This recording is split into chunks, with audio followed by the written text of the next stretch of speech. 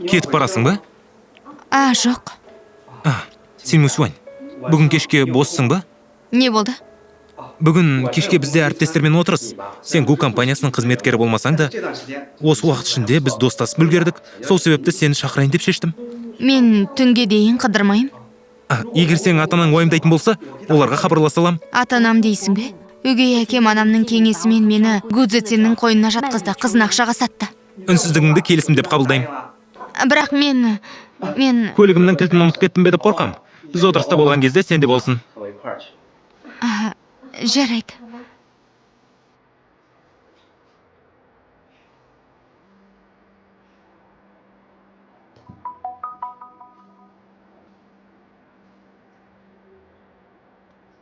Сені жұмыстан жүргізуші алып кетеді. Менің жұмыстарым бар. Жүргізушіні мазалама, мен такси шақыра салам.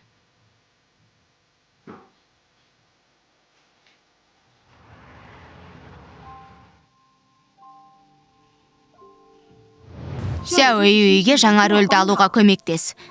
Осы мәселені шеш. Басқа ешкімге сен алмайым. Ян Сао Юйдің ойын-сауық индустриясында жүргеніне көп болды. Алайда ылғи екінші рөлдерді алады. Мәселе оның компаниясында емес. Оның өзі жетістікке талпынбайтын сияқты.